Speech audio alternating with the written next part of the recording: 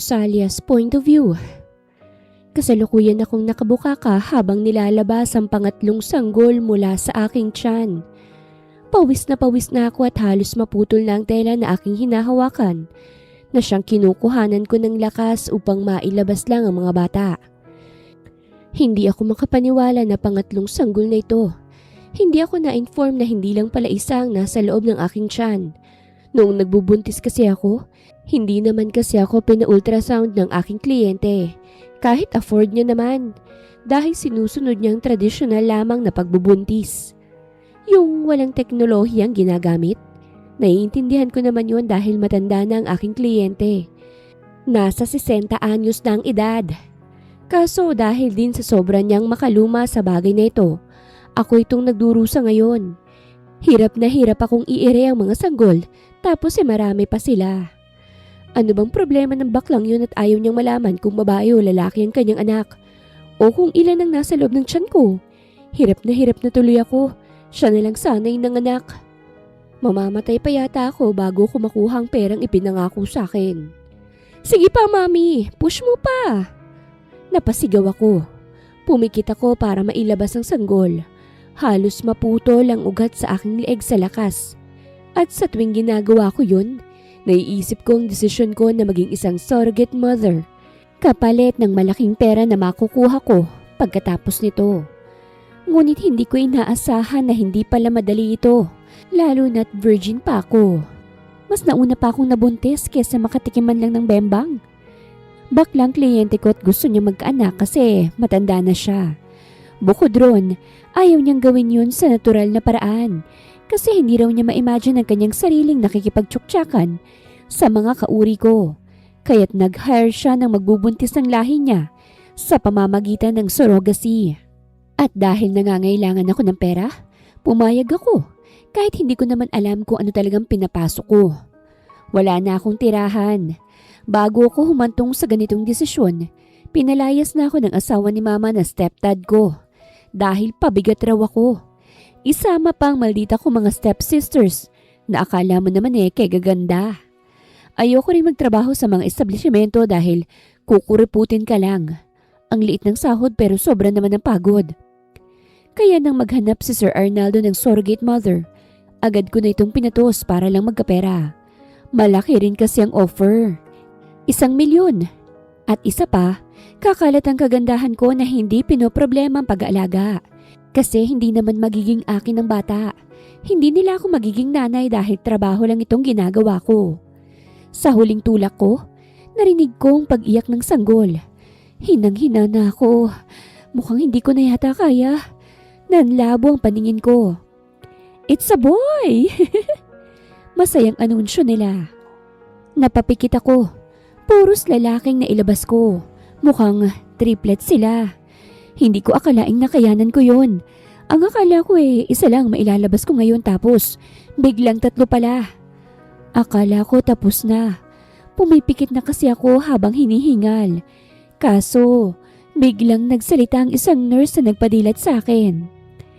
May isa pa! Halos lumuwang mata ko sa narinig at napadungaw sa nakabukaka kong hita. Hiyang-hiya na nga ako kasi hindi ako nakapag-shave. Tapos ang daming ulo nang lumalabas tapos may isa pa? Namutla ako. Ha? Anong may isa pa? Seryoso ba kayo? Papatayin niyo ba ako? Hindi nila pinakinggan ang hinaing ko. Diyos mio naman, anong klaseng lahi bang meron ng baklang yun? Para yata kung aso nito. Kumapit ka po muli, mami. Quadruplets yata ang mga anak ninyo kaya kailangang ilabas na. Halos hindi na ako nakahinga sa narinig. Nakikita ko na tuloy si San Pedro sa utak ko. Mukhang inaakay niya na ako na sumama sa kanya. Baka hindi ko na yata matitikman ng perang ipinangako sa akin ng kliyente ko dahil mauuna na ako sa langit. Sige na, mami. Last na talaga. Pumikit ako't hinigpitan ng kapit sa tela at umire ng napakalakas. Halos pumuti ng mga mata ko at napaos na ang boses ko dahil sa aking ginawa. Kasabay ng pagputol ng telang kinakapitan ko, ay ang siyang paglabas ng huling bata sa aking tiyan. Halos dumilim ang aking paningin at tuluyang naibagsak ang sarili sa aking hinihigaan. Tumutulo na ang luha sa aking mga mata dahil sa matinding pagod at iba pang nararamdaman. It's a boy! Yun ang huling narinig ko bago dumilim ang aking paningin at nawala ng malay. Nang nagkaroon na muli ako ng malay, nakita ko na lang sarili kong nakahiga na sa kama sa isang pribadong kwarto ng ospital. Tumingin ako sa paligid at nakita ko ang isang lalaking nakatayo at nakatingin sa akin. Sino ka? Tanong ko. Nauuhaw ako. Sobrang tuyo ng lalamunan ko. Hindi ko alam kung ilang oras akong walang malay. Magandang umaga, Miss Roselia Bonaventura. Isa ako sa tauhan ng kliyente mong si Arnaldo de Jesus. Nandito ako para iparating sa iyo ang dalawang klase ng balita. Isang good news at isang bad news. Anong una mong gustong marinig? Kunot noo ko siyang tiningnan pero sinagot ko siya. Good news. Bumuntong hininga siya at humakbang palapit sa akin. Napalunok ako. Ang good news, makukuha mo ng bayad mo sa serbisyo mo. At dahil 4 na bata ang nailabas mo, makakakuha ka ng 4 million pesos. Namilog ang aking mga mata at nakaramdam ng saya. Talaga? Ano naman ang bad news? Malungkot niya akong tiningnan. Kaya lang, ang bad news, hindi na masisilayan ni Sir Arnaldo de Jesus ang kanyang inaasam na mga bata. Dahil pumanaw na ito. Napatunganga ako. Ha? Naaksidente si Sir Arnaldo sa araw na ikaw ay nanganak. Car crash ang ikinamatay ni Sir. Ang ibig sabihin, hindi na makukuha at masisilayan pa ni Sir ang mga bata. Wala nang mag-aalaga sa kanila. Hindi ako nakapagsalita. Patay na si Sir Arnaldo. Patay na ang baklang kliyente ko. Kahit hindi ko siya masyadong nakakausap, nakaramdam ako ng lungkot. Napakamalas naman. Kung kailan magkakaroon na siya ng anak, saka naman siya kinuha ni Lord. Ano nang mangyayari sa mga batang yun? Pero huwag kang mag-alala. Kahit wala na si Sir Arnaldo, nakahanda naman ang lahat. Napatango ako. Oo naman, ginusto niya magkaroon ng anak kaya't nag-hire siya. Siguro naman may kaanak si Sir Arnaldo na mag-aalaga sa mga bata. Kaya nga niya gustong magkaanak para kapag patay na siya, may susunod sa mga kayamanan niya. Hindi ko na yun po problemahin pa. Kawawa ang mga batang yun kasi wala na pala silang tatay. Pero ano bang magagawa ko? Empleyado lang din ako. Ang mahalaga, tapos ng trabaho ko. Wala na akong pananagutan sa kanila. Kukunin ko na ang 4 million pesos ko at magpapakalayo. Deserve kong mahabang bakasyon matapos ang 9 na buwan na paghihirap. May last will kasi si Sir Arnaldo at ang gusto niya, ikaw ang mag-aalaga sa mga anak niya. Kapag maayos ka na, sumama ka sa akin sa attorney para malaman mo ang laman ng last will. Umiling ako, bahagyang nataranta. Sandali, ilabas na ako riyan. Tapos na ang trabaho ko. Madadagdagan ng milyones mong pera kapag tatanggapin mo ito. Walang interes sa mga kaanak ni Sir Arnaldo dahil nasa ibang bansa na silang lahat. Nasa last will ka, Miss Rosalia. Kaya iyon ang dapat na susundin. Napangiwi ako. Hindi pa yata ako makakapagbakasyon. Diyos kong to. Tumikim ako't nag-iwas ng tingin. Titingnan ko. Bumisita ako sa kwarto ng mga sanggol nang umayos na ang pakiramdam ko. Hindi ako tuluyang pumasok at sinilip lamang sila sa glass wall. Nailapag ko ang palad ko at pinagmasdan sila. Hindi ko akalaing na kaya kong ilabas silang lahat. Ang liliit nila at magkakamuka. Masaya ako na nalulungkot. Bata pa lang sila, naging ulila agad. Wala na silang tatay. Pera lang naman ang habol ko kaya't wala na dapat akong pake sa mga ito. Pero hindi ko naman maiwasan ang malungkot para sa kanila. Kasi kung tatanggapin ko ang gustong mangyari ng kliyente ko, magiging nanay nila ako. At hindi ko alam kung paano yon. Hindi ko alam kung paano maging nanay. Kasi kahit ako, ayoko talagang magkaroon ng anak. Kaya nga ako pumasok sa ganitong sitwasyon dahil gusto kong bigyan ng mga may gusto. Para kahit papano, mapakinabangan naman ang matres ko. Pero kung para sa sarili ko, ayokong magkaroon ng anak dahil na rin sa naranasan ko sa buhay. Isa akong unwanted child ni mama. Anak ako sa boyfriend niya dati na may asawa na. Ako yung ipapalaglag niya sana kaso kumapit ako ng todo. Kahit wala siyang nagawa, at naisilang ako. Ayokong magkaroon ng sariling anak kasi baka hindi ako magiging isang mabuting ina. Baka ipasa ko lang sa magiging anak ko ang pangit na naranasan ko. At ayoko nun. Mas gusto kong tumandang mag-isa kaysa magsilang ng batang alam ko na hindi ko naman maaalagaan ng tama. Anong ipapangalan mo sa kanila, ma'am? Tanong sa akin ng isa sa mga pinagkakatiwalaang kasambahay ng kliyente ko nang bumisita sila. Nasa kwarto na muli kami at dahil 4 ang bata, 4 din silang nandirito at isa-isa nila itong binubuhat. Nalilito ako kasi magkakatulad ang itsura ng mga sanggol. Hindi ko nga mawari kung sinong unang lumabas sa pechay ko. Ha? Wala bang hinanda si Sir Arnaldo na pangalan bago siya pumanaw? Bakit ako? Tiningnan ako ng matanda.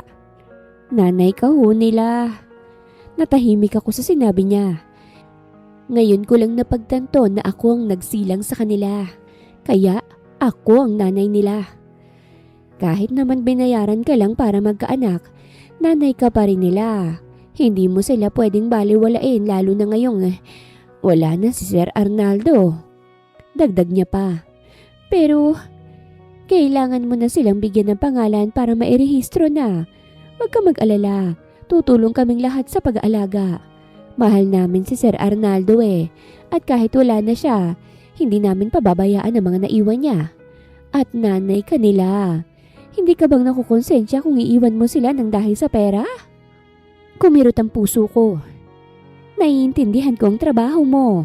Surrogate mother ka. Pero hindi kasi inaasahan na mawawala si Sir. Kaya't kailangan mong panagutan ang naiwan niya. Pinangalanan ko ang quadruplets ng 1, 2, 3 at 4. Binasi ko ang pangalan nila sa kung sinong unang lumabas sa puday ko. Wala naman kasi akong hinanda na pangalan dahil hindi ko naman inaasahan ng lahat ng to. Bukod ron, nang nakipagkita ako sa isang attorney ay ipinaliwanag niya sa akin ang last will. Nagningning ang mga mata ko sa narinig. Ang sabi kasi, may 25% ako sa perang naiwan ni Sir Arnaldo. 75% naman sa quadruplets na makukuha nila sa tamang edad. Meron din silang share sa ari-arian ni Sir. At ang kumpanya, ako ang hahawak.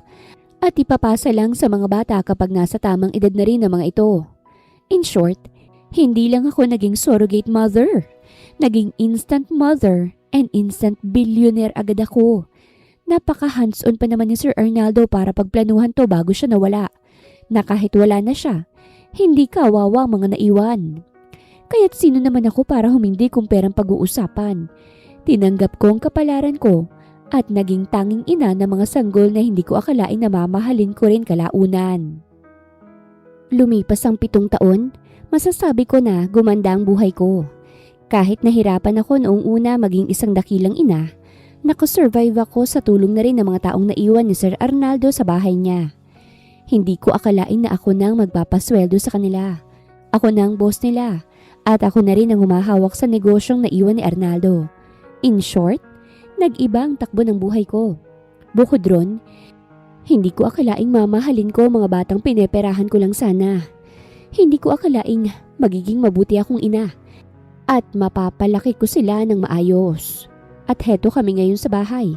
Nag-iiyakan ng 3 sa quadruplets dahil ayaw magpatuli. Mama, ayoko! Mama, ayoko! Ani Uno na siyang pinakaiyakin sa 4 at yakap-yakap pa sa akin. Ayoko, Mama! Ilayo mo siya sa akin! Para siyang unggoy kung makayakap sa akin. Natatawa na lamang ang nurse. Natutuli sana sa kanya. Diyos mio naman, kailangan mo yan para maging binata ka na. Pangungumbinsi ko kasi si Tres na siyang pinakamatapang sa lahat tapos nang magpatuli. Nakabuka ka nang naglalakad na para bang isa siyang bibe. Tingnan mong kapatid mong si Tres hindi siya takot. Tapos na siya, hindi naman yan masakit anak. Mas lalong umiyak si Uno. Mayabang yan, narinig kong iyak niya kanina Mama, ayoko. Sumiksik pa siyang lalo sa akin. Duwag! Duwag! Ani Tres at ngumisi. Tres? Saway ko agad. Huwag ganyan ha, umiiyak na nga si Uno Lumabi na lamang siya. Lumapit na rin si Dos sa akin na naiiyak na. Mama, huwag mo namang gawin sa akin to. Kawawang Tintin ko, masasaktan po siya. Ako rin, Mama, wag po. Ani 4. Kahit magkakahulma sila, madali ko silang makilala. Sinadya ko talagang ibahin ang mga haircuts nila para makilala ko. Si 1, may bangs. Si 2, semi-kalbo. Si 3, clean haircut. At itong si 4, medyo mahaba ang buhok. Madali rin silang makilala dahil sa mga ugali nila. Iyakin ang isa, tahimik ang ikalawa, madaldal ang ikatlo, at mahiyain ang ika-4. Nagpa-home service tuli kasi ako sa kanila para naman hindi na namin kailangang bumiyahe pa. Ngayon na nga lang ako nagka-oras sa kanila kasi busy talaga akong magpatakbo sa kumpanya ni Arnaldo. Sige na mga anak, para binata na kayo. Ayaw nyo bang tumangkad? Sabi pa naman nila ang magpapatuli, tatangkad. Baka si Tres lang ang tatangkad sa inyo tapos kayo maliliit na. Ngumisi lalo si Tres kasi puring-puri ko siya. O sige na nga. Aniunot ko mala sa yakap. Magpapatuli na ako. Ako rin. Good luck, Tintin. Ani 2 sabay silip sa shorts niya. Gusto kong matawa pero alam kong seryoso ito sa kanila. Normal lang naman sa edad nila ang matakot pero nandito naman ako para sa kanila. Hindi nila kailangang matakot dahil yun lang ang pisikal na mararanasan nila buong buhay nila. Hindi katulad ng mga babae. Minsan sasakit pang puson kapag nireregla. Tapos manganganak pa. Kailangan mo na yatang mag-asawa, Rosalia. Lumalaki na mga bata Mas maganda kung may ama sila. Ani Imelda, isa sa mga matatandang kasambahay rito. Wala ka bang boyfriend? Napalingon ako sa kanya. Sa sobrang busy ko manang, wala na akong oras dyan. At saka, sapat na mga bata sa akin. Hindi naman sila naghahanap. Di ba busy ka? Lumalaki na sila. Baka naman interesado kang mag-hire ng nanny. Alam mo namang magnanakaw ang hinar ko noong nakaraang taon, di ba? Halos 1 milyon din ang nanakaw ng 4 na yaya na yon. Kaya ayoko na siguro, manang. Anikot na pailing na lamang.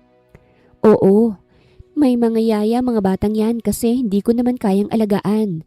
Lalo na't may kumpanya rin akong inaalagaan. Ilang taon din silang yaya pero isang araw, nagtraidor. Lumayas dala-dalang halos 1 milyon na pera. Pinaghahanap ng mga pulis pero 1 taon na ang lumipas. Pero hindi pa rin nahahanap ang mga traidor na yon. May kakilala ako. Anima ng Imelda sa katumikhim. Anak ng kaibigan ko, iha. Kabababa lang niya sa barko at ayaw nang bumalik pa. Gusto niya nang mapaglilibangan. Baka interesadong maging yaya ng mga anak mo. Barko? Lalaki ba yan? Oo. Humagikik siya at malisyosa pa akong tiningnan. Mahilig sa mga bata yun Gwapo pa, iha. Baka naman matipuhan mo at gawin mong ama ng mga bata. Napangiwi ako sa sinabi niya. Hindi ako interesado. Wala na akong panahon sa mga lalaki na yan. Magsasayang lang ako ng oras dyan. Matapos matuli ang mga anak ko, umalis na ulit ako para magtrabaho. Nung una, todo reklamo pa ako kasi wala talaga akong alam sa pagmamanage ng ari-arian ng baklang yon. Tapos ngayon nakasanayan ko na. Lumipas sa mga buwan, mas nawalan ako ng oras sa mga anak ko dahil sa trabaho. Ngayon, nasa may coffee shop ako na natili para sa isang meeting. Humihigop ako ng kape habang nakatingin sa screen ng laptop ko. What do you think about the proposal, Miss Benaventura? Tanong ng staff ko matapos niyang ipaliwanag ang proposal niya sa isang project through online. Online meeting to kaya't dito na lang ako sa coffee shop na kadalasan kong pinupuntahan. It's okay. Aha? Well, maganda naman ang proposal mo na design tungkol sa expansion ng resort. Pero masyadong cheap for me. Formal ko na sabi. Mamahalin ang resort natin, miss. At gusto ko na naaayon naman sa presyong disenyo natin. Yung babalik-balikan nila. Nung una hindi ako marunong sa ganito pero dahil na-train ako, nagamay ko na. I want the best for this business. Para kapag malaki ng mga bata, maganda pa rin ang takbo ng negosyo. Ayoko namang malugi ito dahil baka multuhin pa ako ni Arnaldo. Matapos ang meeting, sinara ko ng laptop ko dahil may ibang schedule pa ako. Kailangan ko kasing bisitahin ang quadruplet sa school. Kaya nga hindi na ako nakapunta sa kumpanya at dito na naabutan sa coffee shop ng meeting para na rin pagkatapos ay dediretso na ako sa school. Kaso pagtayo ko, nabangga ako ng isang lalaki at naistatwa ako nang natapon sa aking damit ang inumin niya. Oh, natigilan ng lalaki at napatingin sa akin. I'm sorry. Uminit agad ang ulo ko lalo na nang makita ko ang dumi sa aking damit. Kulay puti pa naman tong dress ko at buti na lang hindi mainit yung inumin niya kaya't hindi ako napaso. May pupuntahan pa ako ngayon, ani ko sa lalaki at umigting ang aking panga. I don't have much time for this. I'm sorry, hindi ko sinasadya. Bibilhan kita ng damit. Ngumiti siya sa akin na para bang hindi problema yon. Malilate na ako sa school, hinihintay ako ng mga anak ko. Ngumuso siya. Married? Of course not. Single mom. Ngumisi siya. Type ko yan. Sumama ka na lang kaya sa akin para mabilhan kita ng damit. Bukod dyan, iatid na lang kita sa school kung nasan ang mga anak mo. May driver ako naghihintay sa labas. Kinuha niyang wallet niya at naglapag siya ng pera sa lamesa ko. Kung ganon, babayaran ko na lang ang damit mo. Ikaw na lang ang bumili. Muli, nalaglag ang aking panga. Gustuhin ko mang magsalita. Walang lumalabas sa bibig ko dahil sa gulat. Natauhan na lang ako nang nawala na siya sa paningin ko. Kumuyo mang kamao ko at tinignan ng pera. 10,000 yon. Napakurap ako at kinuha ito. Pera na eh. Siya rin naman ang nagkasala sa akin kaya tatanggapin ko na. Nalate na nga ako sa school dahil nagbihis pa ako ng panibagong damit. Pagdating ko ron, imbis na masiyahan akong makita ang mga anak ko, nag-alala ako nang makitang umiiyak si Uno. Bakit anak? Mama, inaway ako ng mga kaklase ko kasi wala raw akong papa. Sumbong ni Uno sa akin na nagpabasag sa aking puso. Ang iyakin mo talaga. Ako nga nang sinabi sa akin yun eh. Sinabi ko lang na may pera ba kayo? Baka bilhin ko pa yung tatay niyo eh. Ani Tres at ngumisi. Ganun lang. Napasapo ako sa aking noo at niyakap si Uno. I'm sorry anak. Huwag ka nang umiyak ha? Mama, bigyan niyo na kami ng papa para manahimik na kasi sila. Ani Dos na tahimik lang kanina. Diba marami naman tayong pera? Bumili ka nilang kaya ng papa para may papa na kami. Halos lumuwa ang mga mata ko sa narinig. Nalungkot ako. Alam nila na mayaman sila, kaya't ganito na lang sila kung makapag-isip. Hindi ganun kadali yun, Dos. Hindi yun tungkol sa pera. Kapag may papa, dapat mahal kayo. Hindi mag-boyfriend ka na, Mama, para may papa na kami. Ani 4. Tanggap namin, basta lang tanggap kami. Diyos ko, nape-pressure tuloy ako. Tumikhim ako. Maghahanap tayo, okay? Hahanapan ko kayo ng papa. Kaya wag na kayong malungkot. Baka pangit yan, Mama. Ani Tres. Gusto ko sa papa, gwapo tapos masarap magluto. Tapos mahal kami. Itong si Tres talaga kung makapagsalita. Akala naman madali yung sinasabi niya. Parang bibili lang ako ah. Sige, maghahanap ako. Umuwi na kami sa bahay matapos ko silang sinundo. Nang gumabi, hindi agad ako nakatulog kasi pinoproblema ko ang gusto ng mga anak ko. Mukhang kinakailangan ko yatang mag-hire ng magiging tatay nila. Missy, tulungan mo nga ako. Sabi ko sa sekretarya ko sa tawag. Pasensya na kung tumawag ako sa ganitong oras ha. Okay lang naman ma'am, ano po ba yon? Mag-hire ako ng daddy para sa mga anak ko. Ho? Nailayo kong phone ko sa lakas ng boses niya sa sobrang gulat. Mag-post ka sa online at bukas gumawa ka rin ng flyers. Isasend ko sa yung impormasyon para dito ha? Sige po ma'am. Dapat may mahanap agad tayo para sa mga anak ko. Naiintindihan mo ba, Missy? Ma'am, maghanap ka na lang ng boyfriend. Wala akong panahon dyan. Mas mainam nang mag-hire ako. Pasusweldohin ko lang. At gagampanan niya ang pagiging tatay ng quadruplets. Sige po, ma'am. Napabuntong hininga na lamang ako nang binaba ko ng tawag. Sana makahanap agad ako. Marami pa akong asikasuhin. Ma'am, narito na pong impormasyon. Kapag okay na sa'yo, ipopost na po namin online. Ani ng sekretarya ko nang pumasok ako kinabukasan sa opisina. Pinakita niya sa akin ang printed paper at binasa ko ito. For hire. Daddy in action. Requirements. Single, handsome, 25 to 35 years old. Knows how to cook and love children. Has a pleasing personality. Marami pang ibang nilagay sa papel pero yun lang ang binasa ko. Oo, okay na yan. Ipasa mo na yan, sabihin mo sa akin kapag may nahanap na kayo. Ang mga anak ko mismo ang pipili sa magiging papa nila. Yes, ma'am. Nag-focus na muli ako sa trabaho at hindi na muling binigyan yun ng focus. Naghihintay ako na may papatol sa gusto ko. Kahit alam kong imposible, gusto ko pa ring pagbigyan ng mga anak ko. Gusto kong maranasan din nilang magkaroon ng ama, kaya't dapat mabuti ang mapipili ko. Dapat ko ring suriin dahil baka magpapapasok na naman kami ng magnanakaw. Mahirap na. Nasa sala ako ngayon, nagkakape habang nasa TV ang tingin ko. Nang makita ko si Manang Imelda na lumapit sa akin. Ma'am! Ma'am! Naibaba ko ang tasa at tinaasan siya ng kilay. Oh Manang, may problema ba? May tao ho sa labas, nag-a-apply daw siya bilang daddy ng quadruplets. Namilog ang aking mga mata. Talaga? Oho! Masayang-masaya niyang sabi. Papapasukin ko na ba? Oo. Bahagya akong nataranta. Papasukin mo na, tatawagin ko lang ang mga bata.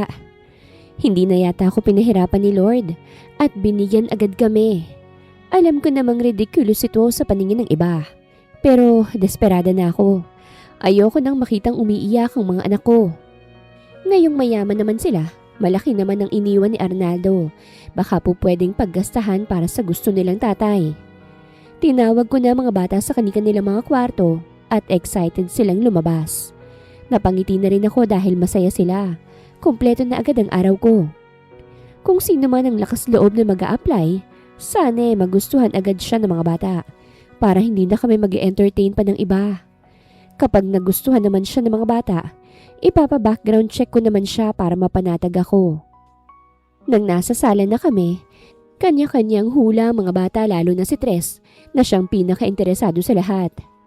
Dapat macho, para kapag isasama ko sa school, matatakot ang mga away sa atin. Ani Tres. At dapat gwapo, no? Hindi ko tatanggapin yan kapag pangit. Sayang naman ng pera. Napapailing na lamang ako. Ako? Gusto ko yung tatay ko, masarap magluto. Ani Uno. Para lulutuan niya ako. Sana naman hindi unano. Dagdag pa ni Tres na nagpasapo sa akin sa noo. Diyos ko mga bata to, sana lumaki na sila para matupad na ang bakasyon na gusto ko. Baka maagang tutubo ang puting buhok ko sa ganito eh. San ba nagmana ng ganitong ugali nila? Namana ba kay Arnaldo? Bumukas ang pinto ng bahay kaya't umupo ng maayos sa mga bata. Tumayo na rin ako para salubungin ang aplikante. Kaso nabitin sa ere ang mga salitang isa sa lubong ko nang makita ko kung sinong nag-a-apply. Sumilay ang ngiti sa kanyang labi nang makita ko. Ngunit ako, hindi ko yun maibigay sa kanya. Naalala ko ang unang pagkikita namin at kung papaano niyang pinainit ang ulo ko. Ikaw? Mariin kong sabi. Ngumiti siya at kumaway. Ikaw pala. Coincidence ba ito? Tita Imelda? Gulantang na napatingin si Manang sa binata. Kilala mo siya, Armante? Oo naman. Humakbang siyang palapit sa akin at kinuha ang aking kamay para halikan niya. Napasinghap ako sa kanyang ginawa. Agad binawi ang aking kamay. Natawa siya sa aking ginawa. Gaya nga ng sabi ko, ganito ang mga type ko, tita. Single mom. Umatras ako. Hindi ka nandito para magpa-impress sa akin. Nandito ka kasi mag-a-apply ka bilang daddy ng mga anak ko. Nasa kanilang desisyon. Nilingon niya ang 4 na batang nakahalukip-kip at tinitingnan siya. Matangkad. Ani Tres. Macho. Tamad na sambit ni 4. Guwapo. Ani 2. Pero mas guwapo ako. Mukhang kaya mo naman yata magluto. Ani pa ni 1. Hindi naman ako mag-a-apply kung hindi pasado sa akin ng requirements. Anya at tumikim. Ako nga pala si Armante Monteverde. At kung pipiliin niyo ako maging daddy niyo, sisiguraduhin kong gaganapin ko ang trabaho ko. At saka may maganda kayong mommy. Baka kami pang magkatuluyan. At kumindat sa akin ng walang hiya. Hindi ako interesado. Malamig kong sabi. Tumikhim si Manang Imelda. Anong desisyon niyo, ma'am? Kilala ko itong si Armante. Siya yung sinasabi ko sa inyo na seaman na bumaba na sa barko. Mahilig si Armante sa bata kaya't hindi ko alam kung bakit hindi pang nag-aasawa ito. Humalakhak ang walang hiya. Masyado pa akong bata dyan, tita. At isa pa, magandang trabaho ito. Practice na rin sa future. Napairap muli ako at nilapitan ng mga bata. Anong desisyon niyo mga anak? Pasado ba siya sa inyo o pauuwiin natin siya hanap tayo ng bago, ha? Pinaglakihan ko sila ng mata kasi gusto ko. Tanggihan nila ang lalaking to dahil ayoko. Tutol ako. Pero hindi naman ako nangangailangan ng daddy, hindi ba? Ang quadruplets naman ito. Kaya't silang magdedesisyon. I think you'll be a good daddy. Ani Tres. Bahagya akong napasinghap. Yes, me too. At nagsitanguan na nga silang lahat na parabang final na ang desisyon nila. Wala man lang pag-aalinlangan dahil malay natin. Baka may mas mabuti pa kaysa sa lalaking ito. Hindi ko gustong ugali niya. Hindi siya nakapasa sa pleasing personality dahil hindi iyon ipinakita niya sa akin nung una kaming nagkita. How about mommy? Payag ba si mommy na ako ang daddy? Nangaasar na wika ng lalaki. Gusto kong sumabog kasi siya itong nag-a-apply pero may ganitong pag-uugali na para bang matagal na kaming magkakilala. Hindi ko alam kung mapagkakatiwalaan ko ba ito pero kilala siya ni Manang Imelda at alam kong matagal na si Manang Imelda sa poder ni Arnaldo bago itong nawala. Napabuntong hininga ko. Kung ikaw ang gusto ng mga anak ko, you're hired. Napahiyaw ang mga bata at agad lumapit sa hired daddy nila. Pinag-agawan agad to ng mga bata. Daddy, gusto mo bang pumunta sa kwarto ko? Marami akong robot doon. Maangas na sambit ni Tres, sabay hila sa kamay ng binata. Daddy, sa akin ka sumama. Maipapakita ko sa mga gadgets ko. Ani unot hinila rin ang kabila. Nagkagulo na sila kaya't kinakailangan ko ng makisingit. Sa akin sasamang daddy nyo. Asiko na nagpatigil sa kanila. Napatingin silang lahat sa akin, lalo na ang antipatikong lalaki na malaki ng ngisi. Paano ba yan? Gusto kong makasapa ng mami nyo. Mamaya na mga boys ha, okay? Napasimangot silang lahat. Napabuga na lamang ako ng hangin. Isinama ko si Armante Monteverde sa magiging kwarto niya. Nilinis na ito ni Manang Imelda at iba pang mga kasambahay. Hindi rin ito gaanong kalayo sa mga kwarto namin, kaya't madali lang siyang malapitan ng mga bata. Dito ang magiging kwarto mo. Ani ko sabay bukas sa pinto. Bumungad sa akin ang maginaw na kwarto. Dala mo ba mga gamit mo? Hindi ko naman akalaing ma-hire ako on the spot, kaya wala akong dala. Ngumiti siya sa akin. Bakit kailangang dito ako? Hindi ba dapat magkatabi tayo kasi daddy na ako ng mga anak mo? Iritado ko siyang tiningnan. Hindi asawang role mo rito kung hindi ama ng mga anak ko, kaya't gawin mong trabaho mo. Ang sungit naman. Alam ko namang nagalit ka nung nagkita tayo. Nagmamadali rin kasi ako nun. Hindi ko gustong marinig ang opinion mo. Basta, gawin mong trabaho mo, okay? Mr. Monteverde? Ngumuso siya't napadila pa sa kanyang ibabaw na labi. Okay, Mrs. De Jesus. Napasinghap ako. Hindi ako Mrs. De Jesus. Oh, di ba ina ka ng mga batang yun? Asawa mo si Mr. Arnaldo De Jesus? Hindi kami magkarelasyon ni Sir Arnaldo. Kliyente ko siya. Surrogate mother ako at dahil namatay siya bago man lang masilayan ang pinagkakagastusan niya. Kaya ako nandito. Diretsahan kong sabi. Hindi naman dapat na ilihim ito. Ayokong maglihim. Pati ang mga anak ko alam nga tungkol rito. Mas magandang maaga silang namulat sa katotohanan kaysa ibato pa ito sa kanila kalaunan at masasaktan sila. So, single ka? Malamang. Kaya't pagbutihin mong trabaho mo, Mr. Monteverde. Hindi ako nakikipagbiruan dito. Mahal ko ang mga batang yun kaya't huwag mo silang bibiguin. Kung gusto mo talagang trabahong ito. Ani ko bago ko siya iniwan, mag-isa sa kwarto niya. Masayang-masayang quadruplets. Pati ang mga kasambahay at iba pang tauhan sa pamamahay na ito. Nagustuhan yata si Armante Monteverde. Palangiti ito at palakaibigan. Sa isang linggo kong pagmamasid sa kilos niya, mukhang totoo na mahilig nga siya sa mga bata. Kita ko kung papaano niyang pinakisamahan ng mga bata. Sa isang linggo niya rito, may natutuhan na agad ang mga bata sa kanya. "Mommy, marunong na akong mag-swim. Ang galing magturo ni Daddy." Ani Tres na basang-basa pa na lumapit sa akin. Napakurap-kurap ako at napatingin sa pool area. Naroroon pa sila at halos lumuwang mata ko nang makita kong pag-ahon ni Armante at kung papaanong bumukat sa kanyang suot pang ibaba ang kanyang umbok. Masayang-masaya mga anak ko kasi nagawa nila ito. Hindi ko kasi sila nabigyan ng pagkakataong maturuan kung papaanong lumangoy dahil kahit naman ako hindi rin marunong. Sinubukan ko naman silang i-enroll sa swimming class pero sadyang ayaw talaga nila ron. Nangaaway lang ng ibang bata.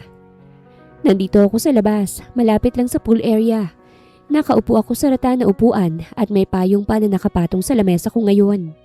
May laptop din sa harapan ko habang umiinom ng juice. "Mommy, marunong na akong lumangoy." Ani 4 na lumapit na rin sa akin.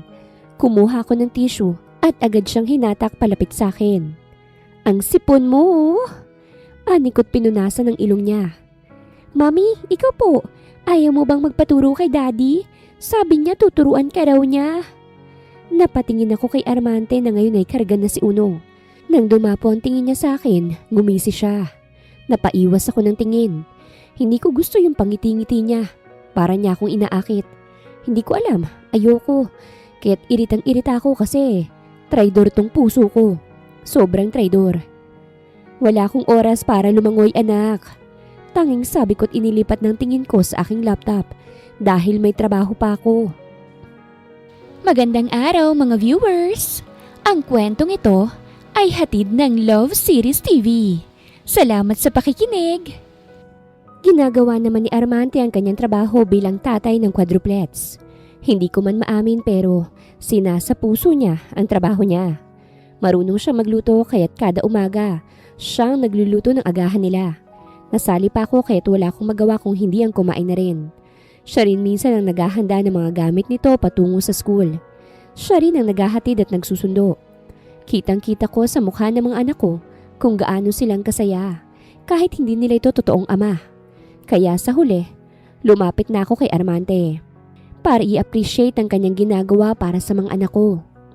"Armante," ani ko nang gumabi. Sobrang bilis ng panahon. 2 buwan na siya sa amin at ang dami na ring nangyari. Kitang-kita ko ang pagbabago sa mga anak ko mula nang dumating siya sa amin. Napakurap-kurap siya nang makita ko sa pintuan ng kanyang kwarto. Papahiga na sana siya nang makita ko. "Rosalia!" Lumapit siya sa akin. "O bakit? May kailangan ka ba?" Huminga ako ng malalim at ibinigay sa kanya ang paper bag. Nalilito man ay tinanggap niya pa rin to. "Ano to?" "Gusto ko lang magpasalamat sa ginawa mo para sa mga anak ko. I know this is a ridiculous job, pero nagawa mo ito ng tama. Masaya ang mga anak ko dahil sa'yo. Bilang pasasalamat, binili ko yan para sa'yo." Sumilay ang ngiti sa kanyang labi. "So, hindi mo na ako susungitan yan?" Nanlaki ang aking mga mata. Ha? 2 buwan na ako rito pero hindi ko pa nakakausap ng maayos ang ina ng mga batang yun. Masyadong masungit, masyadong busy. "Pasensya na. Pangit lang talagang impresyon ko sa'yo pero napagtanto ko na mabuti kang tao. Sana tanggapin mong regalo ko. I appreciate you so much as the father of my kids." Huminga ako ng malalim at umatras na. "Iyon lang naman, aalis na ako. Maaga pa ako sa trabaho bukas." Tumalikod na ako at lumakad ng paalis. Pero sa paglakad ko, biglang umikot ang paligid. Napahinto ako at napahawak sa aking ulo. Kulang na kulang ako sa tulog. Hindi rin ako kumakain minsan dahil sa trabaho. Masyado na yata akong workaholic. Napakurap-kurap ako. Paabutin naman sana sa kwarto bago ako bumigay. Nakakahiya. Pero hindi na talaga kinaya ng katawan ko ang pagod. Narinig ko na lang ang sigaw ni Armante nang bumagsak ako sa sahig at nawala ng malay. Armante's point of view. Mangyak-ngyak si Manang Imelda nang tinatanaw ang walang malay na si Rosalia sa kanyang kama. Kahit gabi na, Nakatawag pa rin kami ng doktor kasi may family doctor naman. Sobrang amo ng kanyang mukha kapag tulog. Taliwas kapag gising. Parang leon na handang mangagat. Sabi ko naman sa kanya na magbakasyon muna siya eh. Ayan tuloy, bumigay ng katawan niya. Anima ng Imelda at umiiyak na talaga. Kawawang dalaga. Kinakailangan niyang gawin to dahil namatay si Arnaldo. Tahimik lang ako. I heard about her. Surrogate mother. Pero dahil namatay ang kliyente niya, siya nang umako sa lahat. Bakit pa siya nagtatrabaho, Manang? Maganda naman ang takbo ng negosyo. Ani ko. Yun na nga, Armante. Kinariri yata. Gusto niya kasi na hands-on ng lahat. Gusto niya na hindi maghihirap ang mga bata paglaki nila. Kahit pwede naman niyang hayaan ang mga taong magtrabaho para sa kanya. Kawawang dalaga. Kung hindi nga siguro namatay si Arnaldo, na-enjoy niya sana ang pera na ipinangako sa kanya. Huminga ako ng malalim. Matulog ka na, Manang. Ako nang magbabantay sa kanya. Ha? Napalingon siya sa akin. Ayos lang ba sa'yo? Matutulog ka pa, Arnante. Ayos lang ho. Ako na mag-aalaga sa kanya. Seryosong sabi ko. Dapat asawang hinar niya. Hindi daddy ng anak niya. Mas kailangan niya yun. Hindi naman kasi siya interesado, iho. Sinubukan nga kitang ireto sa kanya pero hindi man lang inalam. Hindi ba't naghahanap ka ng asawa? Hindi na ako sumagot at umupo na lang sa tabi ng kama. May lagnat siya. Malala ito kahit kailangan na talagang magpadoktor. May dextrose ding nakakabit sa kanyang kamay. Kita ko rin ang pamamayat niya. Ang sungit mo kasi sa akin. Dapat hindi ganon. Para naman hindi lang daddy ng mga anak mo ang ma-avail mo. Pwede mo naman ako maging asawa mo kung gusto mo. Natawa na lamang ako sa sarili ko nang sabihin ko yun. She's a good person. Kita ko yun kahit puros irap lang ang natatanggap ko kapag susubok ako. I like her. Ilang beses ko na siyang nakita sa coffee shop na yon. Doon kasi ako tumatambay kapag bababa ako ng barko. Ngayong nagretiro na ako, gusto ko nalang gawin ay ang maghanap ng mapapangasawa at magnegosyo. Yun din kasi ang gusto ng pamilya ko. Ngayong nailagay na silang lahat sa mabuting kalagayan, oras na para sarili ko naman ang alalahanin ko. Halos nakayuko na ako at pumipikit nang narinig ko ang mahinang pagdaing niya. Agad akong nagmulat at napatayo nang makita ko na gising na siya. Rosalia, gising ka na. Ayos ka lang ba? Tanong ko at bago pa man siya makapagsalita, dumapo na ang aking palad sa kanyang noo. Anong oras na? Tiningnan ko ang relo ko. 4:00 na ng madaling araw. Bakit ka nandito? Binabantayan kita. Umangon siya. Teka nga, kailangan ko nang Kailangan mong magpahinga. May lagnat ka. Ani ko at hinawakan siya sa balikat. Huwag mong pinapagod ang sarili mo. Mabuting at hindi nakita ng mga batang nawalan ka ng malay. Nabagok pang ulo mo sa sahig. Butit carpeted floor ang hallway. Hindi mo naman kailangang manatili rito. Hindi kita hinar para magbantay kung hindi maging tatay ng mga anak ko. Alam ko yun. Pero bawal bang mag-alala sa'yo? Ina ka ng mga batang yun. Alam kong daddy lang ang role ko. Pero nag-aalala ako. Seryoso kong sabi. Nandito ako kasi gusto kitang alagaan. Nanlaki ang kanyang mga mata. Anong ibig mong sabihin? Masyado ka kasing masungit kaya't hindi mo napapansin. Hindi mo ba napapansin? Unang kita pa lang natin, sinabi ko na type kita. Ngayon gusto kita. Humuhugis puso ang mga mata ko sa tuwing nakikita kita. Namula ang kanyang pisngay kaya't medyo nataranta ako. Namumula ka? Ayos ka lang ba? Tumikhim siya. Nagsasabi ka ba ng totoo? Bakit mo naman ako gusto? Sinusungitan kitang palagi. Malupit ako. Tapos may mga anak na ako. Mas maganda akong dun ka sa walang bagahe. Hindi ko naman iniisip na may anak ka na. Gusto ko ang mga anak mo, kaya't wala kang dapat ikabahala. Hindi na siya nagsalita. Sana, sa puntong ito, hayaan mo akong makalapit sa'yo nang hindi mo sinusungitan. Gusto pa kitang makilala. At gusto kong makilala mo ako ng lubusan. Alam ko namang pina-background check mo ko kahit siguro naman malinis ang record ko. O sige, bahala ka. At nag-iwas siya ng tingin. Hindi niya alam kung gaano akong kasaya sa kanyang sinabi. Hinayaan niya akong alagaan siya kaya naman na mag-umaga. Nagluto ako ng agahan para sa kanya. Dinala ko rin yun sa kwarto niya. Kaya ko, anya, pero umiling ako. Gusto kitang subuan. Hindi naman kasi ako baldado. Pero may lagnat ka. O sige ka, malalaman to ng mga anak mo. Hindi mo naman sinabi, di ba? Siyempre hindi. Ayokong mag-alala sila, lalo na si Uno na iyakin. Iyahatid ko lang sila sa school ngayon tapos babalik ako rito, okay? Kaya dapat nandito ka pa rin pagbalik ko. Dahil susugurin talaga kita sa kumpanya mo kapag wala ka rito. Magpahinga ka lang, hindi ka robot. Seryoso kong sinabi. Umawang ang kanyang labi at hindi makapaniwalang tiningnan ako. Tumikhim ako, saka sinubuan na siya. Anak, nasan ka na ba ngayon? Tanong sa akin ni Mama nang tumawag siya. Kahahatid ko lang sa quadruplet sa school at kasalukuyan akong nagdadrive pabalik sa bahay. Ngayon lang tumawag si Mama matapos niya akong hayaan sa buhay ko, kaya medyo nabahala ako. Nagbabakasyon ako, Mama. Ang tagal naman ng bakasyon mo. Umuwi ka na rito. Alam mo namang may ipakikilala ako sa'yo, di ba? Si Marie. Magandang babae, anak. Maganda kung makikilala mo siya. Naku, hindi ko na yata yan matitipuhan, Mama. Ani ko at naisip agad si Rosalia Benaventura. Iba ang gusto ko, yung single mom at magandang katulad ni Rosalia. Aba, at bakit naman? Nakita mo na ba siya sa personal? Anak, alam mo namang matanda na kami ng papa mo. Pagbigyan mo naman kami, oh. O baka naman may girlfriend ka na. Kung ayaw mong ireto, ipakilala mo na sa amin. Naku, paano ko dadalhin si Rosalia sa amin? Baka magwala yun. Sige po. Dadaling ko po dyan. Sa ngayon, magbabakasyon muna ako, Mama. Alam mo naman na ngayon lang ako nakakahinga matapos ang ilang taon kong pagtatrabaho. Alam ko naman yun, anak. At malaking pasasalamat namin kasi nagsakripisyo ka. Pero ngayong maayos ang lahat, gusto ko namang makitang masaya ka. Masaya ako ngayon, Mama. Huwag ka mag-alala. Matapos ang tawag, napahinto ako sa flower shop. Napangisi ako at naisipan na huminto muna para tumingin. Magandang umaga ho, sir. Salubong sa akin ng isang matanda. Alika po. Flowers ba para sa jowa mo? Ngumisi ako. Para sa asawa ko po. Ang swerte naman ng asawa mo. May gwapo at thoughtful na kagaya mo.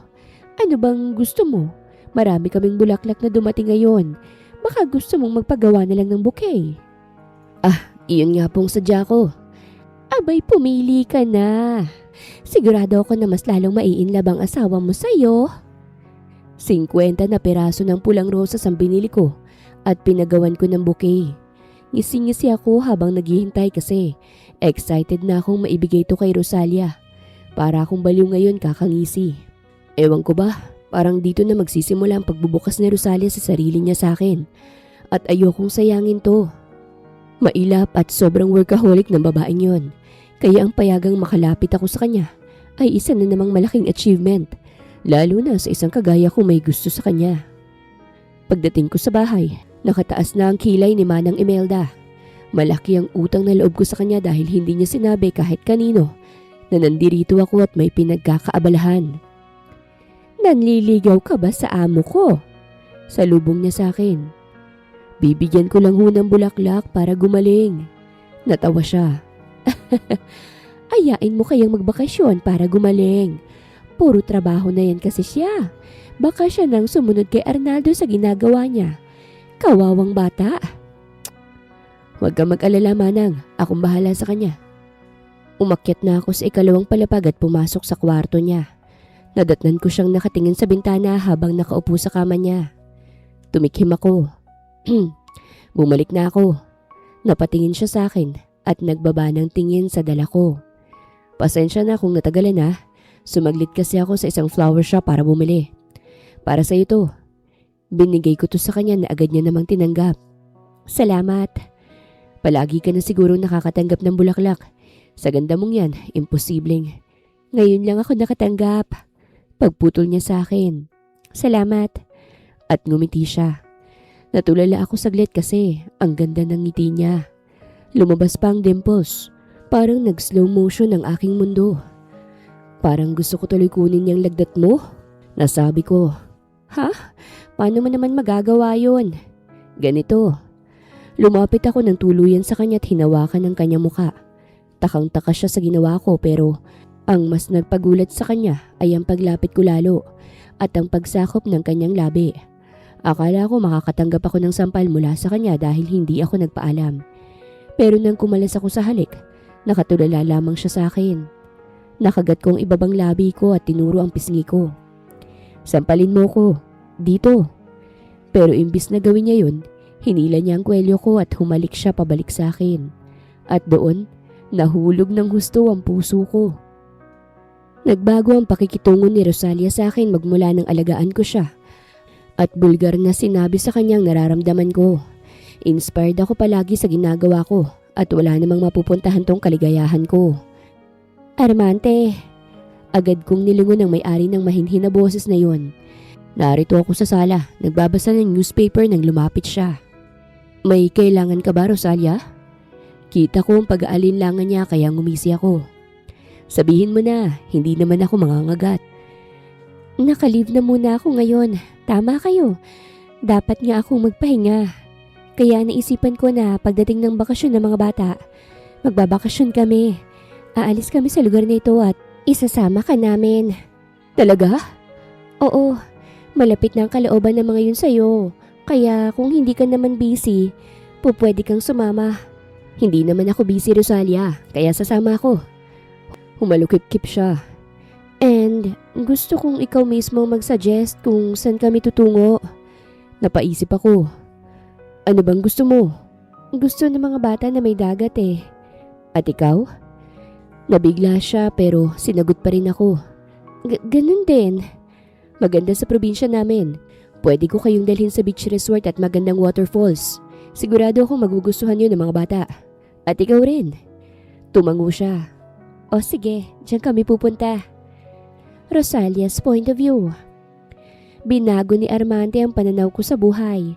Magmula nang matikman ko ang kanyang labi sa unang pagkakataon, parang may inilabas sa aking katawan na matagal ko nang itinatago. Unang halik ko yon mula sa isang lalaki. Kaya bago ang lahat ng nararamdaman ko ngayon. Ilang araw din akong hindi nakatulog noon, lalo na't inaalagaan niya ako. Pumukaw yon sa puso kong bato. Gusto niya ako. At alam ko na totoo yun. Para saan pang pag-amin niya? Hindi naman niya kailangan ng kayamanan na meron ako dahil successful siya na lalaki. Base sa investigasyon ko sa kanya, kapitan siya ng barko bago tumigil at malaki ang sahod noon. Kahit mukha siyang may sayad sa pagngiti niya, marami siyang achievement sa buhay. At tingin ko, trip-trip na lamang tong ginagawa niya. Kung katawan niya naman ang habol ko, alam niya namang workaholic ako. Wala akong oras sa kanya. At lalong hindi dapat akong magugustuhan dahil may anak na ako. Kaso, gusto niya ako. Mami, gustong-gusto ko po si Daddy Armante. Ani Tres nang nasa kwarto ko siyang nakitulog. Ganon din naman ang mga kapatid niya kaso tulog na. Siya na lang itong gising na at yakap-yakap ako. Sana wag mo siyang paalisin, Mami. Masaya kami dahil may daddy na kami. Para na tayong complete family. Oo naman, hanggat gusto niyo siya, hindi ko siya paalisin. Ikaw, Mami, gusto mo ba si Daddy? Natigilan ako sa tanong ng aking anak. Gusto ko nga bang lalaking yun? He makes me feel happy these past few days. Alagang-alaga rin ako na para bang ako ang asawa niya. Gusto ko nga ba siya? Tres, natigil ako nang makitang tulog na ang anak ko. Napabuntong hininga na lamang ako at napatingala sa kisame. Gusto ko nga ba siya? Napangiti ako at pumikit na lamang dahil alam ko na sa sarili kong sagot. Ayoko lang aminin. Nang dumating ng bakasyon ng mga bata, naghanda na agad kami para sa aming bakasyon. At dahil si Armante nga ang magdadala sa amin sa probinsya niya, siyang magdadrive sa SUV ko. Daddy, excited na po kami. Ani Dos sabay hila sa maleta niya. Maganda ba ron, Daddy? Oo naman, Dos. Pwede kang gumawa ng sandcastle sa beach na yon. Naghiyawan naman ng mga bata habang ako'y tahimik na inilapag sa trunk ang kanilang mga gamit. Tulungan na kita. Ani Armante at siya nang naglagay sa maleta ni Dos sa trunk. Salamat. Pumungay ang kanyang mga mata. Walang anuman, Rosalia. Huwag mo munang isipin ang trabaho, okay? Mag-e-enjoy tayo sa probinsya. Igagala kita. O sige, sabi mo yan eh. At saka, kapag tulog na mga bata, gusto sana kitang i-date. Kung ayos lang. Nanlaki ang aking mga mata. Bahagyang nagulat sa sinabi niya. Date? Napakamot siya sa ulo niya. Oo, kung pwede. Oo naman, pero ayoko maglihim sa mga anak ko. Kapag naroon na tayo, gusto kong sabihin mo sa kanilang balak mo sa akin. O sige, sasabihin ko. Mahabang biyahe namin patungo sa probinsya nila Armante. Ang mga anak ko sa backseat ay manghang-mangha sa mga nakikita nila habang nasa biyahe kami. Wow, ang ganda mama! Tinuro ni Uno ang park na nadaanan namin. Malapit na ba tayo, Daddy? Tanong ni Quatro na tahimik lang din na tinatanaw ang tanawin sa bawat daan ng aming sasakyan. Malapit na. Dediretso tayo sa resort kung saan tayo nakabook. May dagat doon at swimming pool, kaya mag-i-enjoy kayo. Yehey! Mabutit marunong na akong lumangoy. Kayang-kaya ko na yung dagat. Mayabang na wika ni Tres. Ang yabang mo naman. Ani Dos. Hindi ka nga marunong mag-dive. Tinuruan na ako ni Daddy no, kaya alam ko na. Ani Tres. Nilingon ko sila. Tama na yan, huwag na kayong mag-away. Bukas pa kayo maliligo. Pagdating natin doon, magpapahinga muna tayong lahat. Naibagsak na lamang nila ang kanilang balikat at natahimik. Napabuntong hininga na lamang ako at napatingin kay Armante na sumusulyap na pala sa akin. Hindi ko akalaing nakaya mong 4 mo na anak. Anya. Buti nga't nandito ka na hindi na ako stress sa kanila. Wala sa sariling sinambit ko yon. Kaya nang napagtanto ko, bahagya akong nahiya. Talaga? Mabuti naman at nakatulong ako kahit papano. Kung gusto mo kong asawahin, hindi naman kita tatanggihan. Magpapakasal agad tayo. Ha? Naghahanap ako ng mapapangasawa, Rosalia. Yun ang plano ko sa buhay ko ngayon. At may nahanap ka na? Oo, ikaw. Napalunok ako. Bakit ako? Bakit naman hindi ikaw? Tanong niyang pabalik. Hindi na dapat tinatanong yan. Maganda ka, matalino, mabuting tao. Humagalpak ako ng tawa sa huling sinabi niya. Nagbibiro na yata to para lang ma-impress ako. Hindi ako mabuting tao. Pagkukorek ko sa kanya. Pero mabuting tao ka sa akin. Mabuti kang ina sa mga anak mo. Mabuti kang amo sa mga nasasakupan mo. Mabuting tao ka, Rosalia. Nakagat kong ibabang labi ko't napatingin sa bintana. Nagawa ko yun kasi para akong naiiyak. Siya pa lang ang nagsabi na mabuting tao ako. Na kahit napakarami kong kamalian sa buhay ko, may isang tao pa na tingin sa akin mabuti. Salamat. Salamat kung ganun. Tanging sabi ko't hindi na muling nagsalita. Malapit nang mawala ang araw nang dumating kami sa resort. Sinalubong agad kami ng mga staff at iginiya kami sa aming magiging kwarto. At dahil family size ang nabook ko, iisa lang ang kwarto namin at may maraming higaan ito. Wow! Tumatalon-talon ng mga bata sa kutsyon pagpasok namin sa kwarto. Sinuway ko sila kaso matigas ang ulo ng mga bata. Kaya si Armante naman ang sumuway sa kanila para sa akin. Tama na muna yan mga anak, magpapahinga muna tayo kasi pagod ang mama nyo. Tumigil nga sila at sinunod si Armante. Bahagya akong napakurap, hindi makapaniwala na sinunod nila si Armante kesa sa akin. Nang nakatulog na mga bata, naisipan kong magtungo sa aming maliit na terasa ng aming kwarto. Dala ko ang beer in can, umupo ako sa couch doon. Ngayon pa lang ako nakapagbakasyon. Hindi ko dalang trabaho ko. Siguro naman, deserve ko to. San kaya kami dadalhin ni Armante? Probinsya niya ito. Nasaan kaya ang bahay niya? Hindi ba siya uuwi? Hindi niya naman kami kailangang isama. Hey! Napaangat ako ng tingin. Nakita ko si Armante. Nagbihis na ng pantulog at may hawak na baso ng tubig. Natawa ako kasi tubig ang sa kanya tapos sa akin alak. Ayoko pang matulog, Armante. Ikaw, bakit ka nandito? Hindi rin ako makatulog. Ngayong nandito ka na sa probinsya mo, ayaw mo bang umuwi sa inyo? Bibigyan kita ng 2 araw para sa sarili mo. Ngumuso siya. Ayos lang naman ako. Ayoko pang umuwi, Rosalia. Napatango ako ngunit nawala na ako ng sasabihin, kaya't napabuntong hininga na lamang ako. Alam kong paulit-ulit ito pero gusto ko lang malaman mo na interesado ako sa'yo. At ayokong hanggang dito lang. Bumaling ako sa kanya. Ha? Umupo siya sa tabi ko at kinuhang beer mula sa aking kamay. Gusto kong maging boyfriend mo, Rosalia. At yung sweldo mo sa akin bilang daddy ng mga anak mo, ibabalik ko yun. Namilog ang aking mga mata. Kasi totoo to para sa akin. Gusto kong maging ama nila. At maging iyo rin. Sana bibigyan mo ko ng pagkakataon. Napalunok ako at iniwas ang tingin ko sa kanya. Kung bibigyan kita ng pagkakataon, hindi ka ba sa una lang magaling? Nainsulto yata siya sa tanong ko kasi nang tingnan ko siya, nagsalubong ang kanyang kilay. Try me, Rosalia. Ipapakita ko sa iyo na hindi lamang ako hanggang una lamang. Pumayag ako sa kanya para na ring masubukan ng sarili na kumilala ng isang lalaki. Pumayag ako na patunayan niyang sarili niya kasi gusto ko rin siyang makilala. Sa unang araw namin sa resort, ang dami agad namin ginawa. Si Armante mismo ang naging tour guide namin, lalo na sa mga pagkain na dapat naming subukan. Ano yan? Nandidiri kong tanong na may ipinakita siya sa amin na prutas. Nasuka pa si 4 sa pandidiri, habang si 3, ngising-ngisi, gustong subukan ng naturang prutas. Ang baho naman yan, Daddy!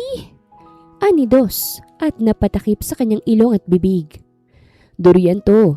Hindi to orihinal dito kaya mahal. Galing pa to sa Mindanao. Paliwanag ni Armante at sumubok ng isa. Matapang ang susubok. Lumaki agad ang ulo ni 3. Ako Daddy, matapang ako. At tumikhim pa siya. Pero pinagtawanan siya ni 2 nang iniluwa niya ito. Wala bang ibang prutas? Meron naman, Rosalia, alika rito. Hinawakan niya ang aking kamay. Pumili tayo ng iba. Naligo rin ng dagat ang mga bata sa sumunod na araw. Nagrenta kami ng kayak para makasakay ako kasi ako lang ang hindi marunong lumangoy. 3, huwag kayong lalayo Paalala ko. Opo, Mama.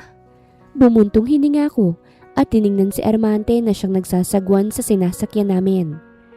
Dapat magpaturo na ako sa susunod para hindi ako out of place dito. Pwede naman kasi kitang turuan ngayon. Wika niya. Hindi pwede. Baka hindi natin mabantayan ng quadruplets. And besides, hindi naman ako mahilig sa ganito. Kaya hindi ko sinusubukan. Lumabas din kami sa resort na aming pinagstayan at nagtungo sa isang lugar kung saan may whale shark watching. Dagat pa rin to kaya't dehadong-dehado ako. Pero nang makita ko ang saya sa mukha ng mga anak ko, napangiti na rin ako. Hindi bali ng dehado ako basta't masaya ang mga anak ko. Dumating pa ang mga araw, linggo, hanggang sa naging buwan ng bakasyon namin. Marami kaming nagawa. Halos nakalimutan ko na nga na may trabaho pa ako pagkatapos ng bakasyong ito. Dahil masaya ang puso ko lalo na ngayong mas nakilala ko pa si Armante. Mama, nasan ang kiss ko? Nakita ko kayo ni Daddy na nag-kiss kagabi. Biglang sambit ni Uno at ngumuso. Namulakot na kagat ang ibabang labi. Nasa restaurant kami ng resort. Kumakain ng agahan. May lakad kasi kami mamaya. Tapos na kasi kami sa dagat kaya sa bukid naman ang balak namin ni Armante. Mama, totoo ba yun? Boyfriend mo na po si Daddy? Tanong ni 2. 1, 2, gusto niyo rin ba ng halik? Tanong ni Armante. Ayoko nga. Ani 1 at umismid. Totoo ba, Mama? Boyfriend mo na si Daddy? Tanong muli ni 2. Hindi yata siya matatahimik kung hindi ko sasagutin ang tanong niya. Sumulyap ako kay Armante na naghihintay lang din sa sasabihin ko bago ko tuluyang sinagot si 2. Oo, boyfriend ko ng daddy mo. Umawang ang kanyang labi at napahiyaw naman si Tres. Sumulyap-muli ako kay Armante na ngayon ay nakangiti na sa akin. Umiwas ako ng tingin at nagpatuloy na lang sa pagkain. Yes, boyfriend ko na si Armante. At ang sarap sa feeling kasi hindi lang akong masaya sa relasyong ito, pati na rin ang mga anak ko. Nagtungo kami sa bukid na parte ng probinsya. Mula sa kinatatayuan namin ngayon, kitang-kita ang buong lugar, lalo na ang maliliit na isla. Overlooking dito at presko ang hangin. Parang ang sarap sumigaw ng mga masasamang loob. Nagpalipad ng drone ng anak kong si Quatro. Sa murang edad, alam na niya kung paano gawin yon. Kaya tuwang-tuwa siya na sa lugar na ito niya mapapalipad ang drone niya. Ang ganda dito, Armante. Ani ko habang magkahawak ang aming kamay. Ang ganda ng probinsya mo. Gusto mo bang tumira dito? Natawa ko. Oo naman. Mag-i-inquire ako kung may nagbebenta ba ng lupa. May lupa na ako. Aniya kaya't napatingin ako sa kanya. Wala pang naipapatayo ron. Pwede ka ron. Makahulugan ko siyang tiningnan. Nagbaba siya ng tingin sa kamay ko. Rosalia, bago tayo bumalik, gusto sana kitang ipakilala sa pamilya ko. Nanlaki ang aking mga mata. Ha? Gusto kong ipaalam sa kanila na may karelasyon na ako at ikaw yon. Okay lang ba? Kinabahan akong bigla. Magugustuhan kaya nila ako? You're a wonderful person. Sino naman ang hindi magkakagusto sa'yo? Ngumiti siya. Napangiti na rin ako at tumango. O sige, papayag ako. Pero paano kung gusto niya ring makilala ang pamilya ko? Matagal ko na silang binaon sa limot, lalo na ang nanay ko na walang pakialam sa akin. Masaya naman ako kahit wala sila. Nagkaroon ako ng sarili kong pamilya na hindi ako iiwan. Marami pa kaming pinag-usapan ni Armante tungkol sa isa't isa habang ang quadruplets ay kanya-kanya rin ang saya. Hapon na nang bumalik kami sa resort. Magkahawak kamay na kaming pumasok habang naririnig ko ang tawanan ng quadruplet sa likod namin. Ngunit natigil lang ako nang tumigil si Armante sa paglalakad dahil sa nakasalubong namin. Kumunot ang aking noo. Anak? Nandito ka na? Umawang ang labi ko. Anak? Napatingin ako sa ginang. Gulat na gulat ang kanyang tingin nang nakita si Armante. At lumipat din ang kanyang tingin sa akin. Hindi ko akalaing nandirito ka na pala. Hindi ka man lang nagsabi. Anang ginang nagulat pa rin. Anong ginagawa niyo rito, Mama? Nagbabakasyon. Ikaw, anong ginagawa mo rito? At sino itong kasama mo? Huminga ng malalim si Armante bago sinagot ang kanyang ina. Mama, siya ang girlfriend ko, si Rosalia. Nanlaki ang kanyang mga mata. Talaga? Mabutit may girlfriend ka na anak. Halika kayo, sumama kayo sa amin. Mama! Biglang may humawak sa kabilang kamay ko at nang ibinaba ko ang tingin, si Uno to na may dalang starfish. Mama, may napulit akong starfish sa buhangin, oh. Mama? May anak ka na, iha?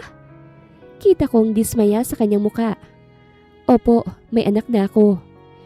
Kita kong pagkadisgusto sa kanyang muka ngunit mas lalo lamang ito nang makitang hindi lang iisa ang anak ko, kung hindi apat.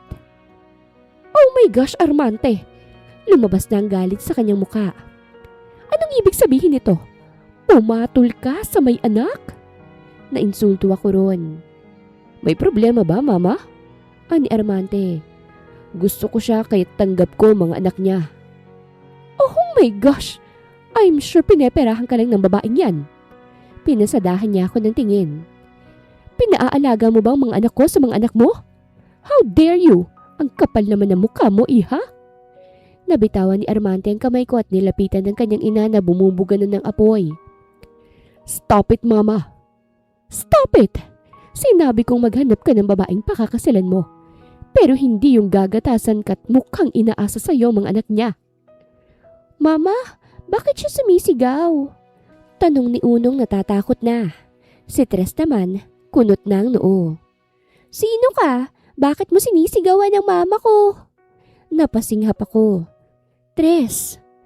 At may anak ka pa na walang modo? Hindi ko matatanggap to, anak. Maghanap ka ng iba. Yung walang sabit. Yung hindi perang habol sa'yo. Perang habol? Excuse me. Hindi ko na napigilan. Hindi ko kailangang maghabol sa kanya. At sa pera niya kasi meron ako nun. Umigting ang aking panga. In fact, siyang sinisweldohan ko. Mas lalo lamang siyang nagalit. What? Anong ibig mong sabihin yan, ha? Mama, please stop this at once. Pero bingi ang ina niya. Ayaw makinig. Masyadong judgmental. Kung ganitong klaseng ina lang din naman ang ipakikilala niya sa akin, no thanks. Ayoko rin ng sakit sa ulo. Boyfriend ko siya, ma'am. Pero bago yan, nag-apply siya ng trabaho bilang daddy ng mga anak ko. Meaning, sinisweldohan ko siya. Pinapakain ko siya kapalit ng serbisyo niya. Hindi porket may mga anak ako umaasa ako sa kanya. I can live without a man. Nagawa ko na yun ng 7 taon. Ikaw lang ang nag-akusa niyan sa akin. Natameme siya. Lumamig lalo ang pakiramdam ko lalo na kay Armante na nakahawak pa rin sa ina niya. Armante, pasensya na. Ayokong makilala ang ina mong masamang ugali. Hindi ko gusto to. At dahil ayaw rin naman niya sa akin kasi may mga anak nga ako, mas maganda kung tigilan na rin natin to. What? Napalayo siya sa mama niya at lumapit sa akin. Rosalia! You're fired, Mr. Monteverde. Malamig kong sabi, saka nilagpasan siya. Sumunod naman sa akin ang aking mga anak bukod nga lang kay Tres na masama na ang tingin. Lola, marami kaming pera. Pwede kitang bilhin kahit wag kang mayabang. Napapikit ako sa sinabi ni Tres. Gustuhin ko man siyang sawayin sa ginawa niya. Hindi ko magawa sa ngayon kasi mas gusto ko na lang makaalis doon. Ang saya-saya lang namin kanina tapos biglang ganito. Nanubig ang aking mga mata. Nasaktan ako sa sinabi ng babaeng yun. Bawal na bang umibig ang isang single mom? Hindi na ba ako pwedeng makatikim ng ganun? Agad na akong nag-impake ng mga gamit namin pagdating sa kwarto. Umiiyak na sila 1, 2 at 4. Samantalang tahimik naman si Tres. Huwag na kayong umiyak. Pagpapatahan ko sa kanila nang lapitan ko sila. Mama, ayaw na ba sa atin ni Daddy? Ani Uno. Bago ko pa man yun masagot, bumukas ang pinto at iniluwa noon si Armante na nanlaki ang mata nang makita ang maleta namin. Uuwi na kayo? Hindi ko siya sinagot. Rosalia, sorry. Ipinaliwanag ko agad kay mama na hindi totoo yung sinasabi niya. Na nagkakamali siya ng akala. Lumapit ako sa kanya. Pumikit siya kasi akala niya sasampalin ko siya. Pero wala naman siyang nararamdamang palad sa pisngi niya kaya't dumilat siya. Rosalia, sumama ka sa akin. Magsusorry si mama. Maghanap ka na lang ng iba, Armante. Pagputol ko sa kanya. Mas maganda yung walang anak na kagaya ko. No, hindi ako maghahanap. Hindi ko na problema yon. Ayokong manatili sa'yo kung may masamang ugali ang nanay mo. Hindi to mababaw ah. Iniisip kong kapakanan ng mga anak ko. Namula ang kanyang mga mata. May balak pa yatang umiyak. I'm sorry. Hindi kasi ganun ang... Aalis na kami. At huwag ka nang magpakita pa sa amin. I like you, Armante. Pero hindi ako baliw para hayaan lamang yun. Bakit? Kapag ba nalaman ng mama mo na mayaman kami at hindi umaasa sa'yo, babait ba siya? Ayoko ng taong nagpapanggap. Narerespetuhin lang kami dahil may pera kami. Gustong gusto ka ng mga anak ko. Pinaramdam mo sa kanilang magkaroon ng ama. Ngunit hanggang dito na lang ang lahat. Ayokong masaktan kami. Sinubukan niya rin kaming pigilan nang lumabas kami sa kwarto at nilagay na sa trunk ang mga gamit. Tahimik na ang mga anak ko na pumasok sa kotse. Kahit si Tres na paborito si Armante, hindi na rin umiimik. Rosalia, please pag-usapan natin to. I love you. Hindi mahalaga ang opinyon ng nanay ko. Mahalaga yun sa akin. Kasi gusto ko ng payapang buhay. Sinara ko na ang trunk. Tapos na tayo. At salamat sa mga ipinaranas mo. Sumaya naman kami kahit papano. Nilagpasan ko na siya at sumakay na sa kotse at pinaandar na to. Marunong naman ako mag-drive kaya't kahit hindi siya kasama sa pag-uwi, makakauwi kami ng maayos. Tuluyan na naming nilisan ng probinsya ng kaibigat sa dibdib. Tumutulo ang luha ko habang nagmamaneho. Habang si Teresa nasa front seat, nasa akin ang tingin. Huwag ka nang umiyak, Mama. Marami tayong pera. Hahanap tayo ng ibang daddy. Natawa ako't naawa rin. Gustong gusto nilang magkaroon ng daddy. At naaawa ako kasi kinakailangan nilang gamitin ng pera para lang magkaganon. Gusto kong ipaliwanag sa kanila na hindi ganun yun. Na hindi solusyon ng pera para magkaroon ng isang ama. Dapat galing yun sa pagmamahal. Yung totoong magmamahal sa kanila. Nandito naman ako anak. Hindi nyo kailangan ng daddy. Sabi ko, hinang-hina na. Ngunit sa kalagitnaan ng biyahe namin, bigla na lang akong napabreak nang may humarang sa van. Kumunot ang noo ko't napatingin sa labas. Umawang ang labi ko't nakaramdam ng kaba. Aatras na sana ako kaso may van din sa likod kaya't hindi ako makaalis. Mama, sino po sila? Lumapit sa akin ang isang lalaking nakamaskara at kinatok ang pinto. Nang hindi ko binuksan, naglabas siya ng barel kaya't napilitan akong ibaba ang bintana. Sino kayo? Buksan mong pinto ng kotse mo kung ayaw mong masaktan. Nanlamig ako. Buksan mo! Singahan niya na nagpamutla sa akin. Nanginginig na pinindot ko ang unlock sa mga pinto ng kotse.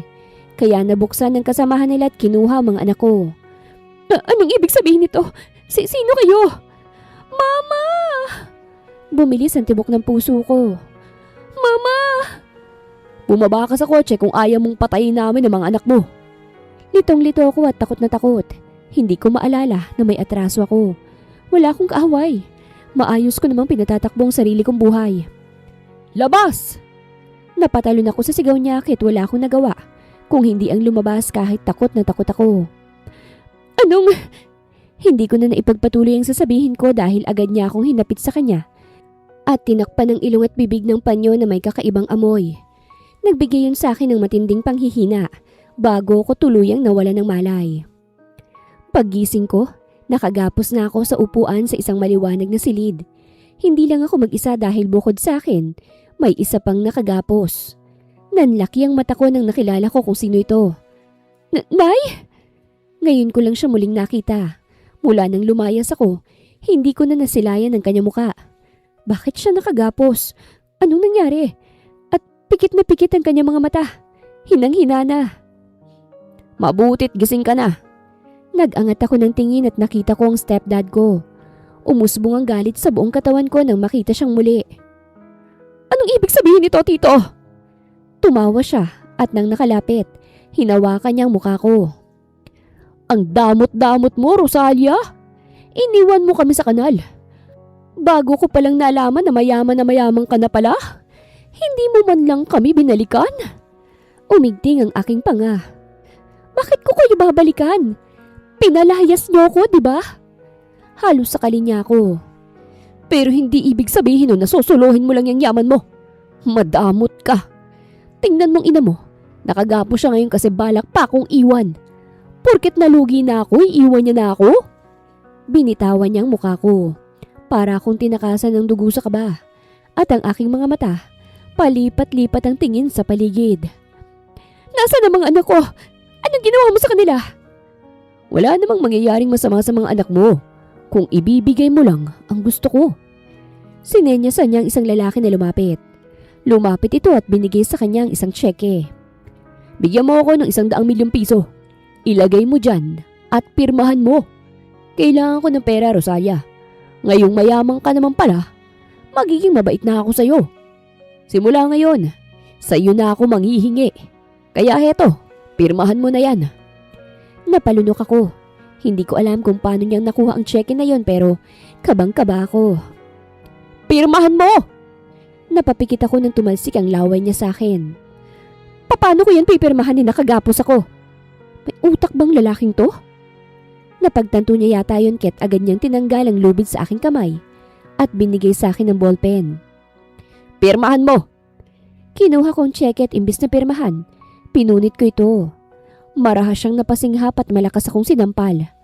Halos mabingi ako sa ginawa niya. Kasabay ng pagbagsak ko sa sahig, kasama ang upuan ko.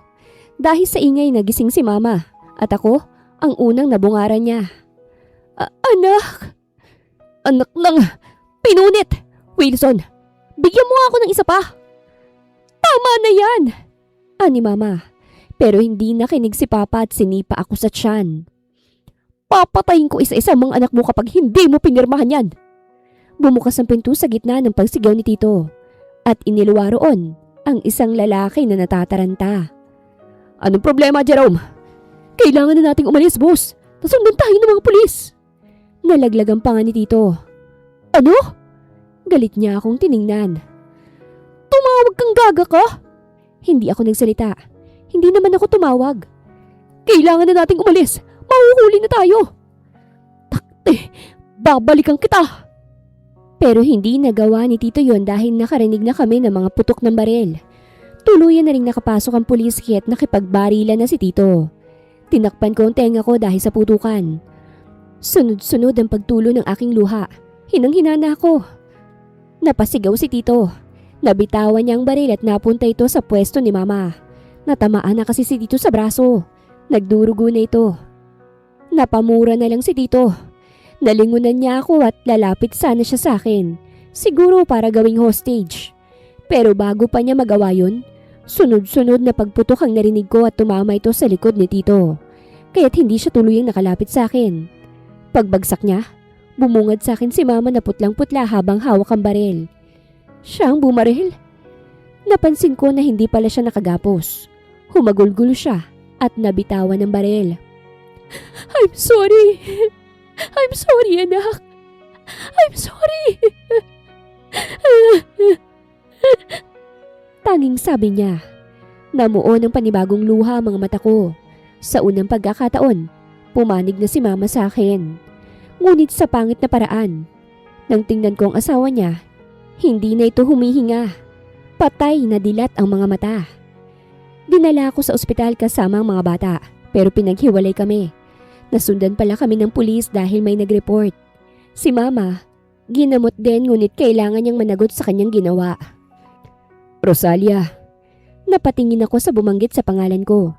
Nakita ko si Armante na agad lumapit sa akin at niyakap ako. Natigilan ako sa kanyang ginawa. Are you okay?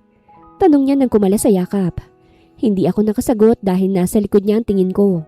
Kasama niya pala ang kanyang ina. Hindi ito makatingin sa akin. Kumunot ang noo ko. Anong ginagawa mo rito? Sinundan kita nang bumiyahe ka pa uwi, Rosalia. Hindi ako mapakali. Kaya nang hinarangan ng sinasakyan mo't dinukot ka, agad akong tumawag ng pulis. Nanlaki ang aking mga mata.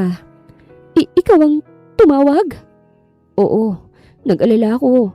Ayoko may mangyari sa iyong masama at sa mga bata. Sorry kung iyon lang ang nagawa ko. Nailigtas mo ko at ang mga anak ko. Sapat na yun. Maraming salamat.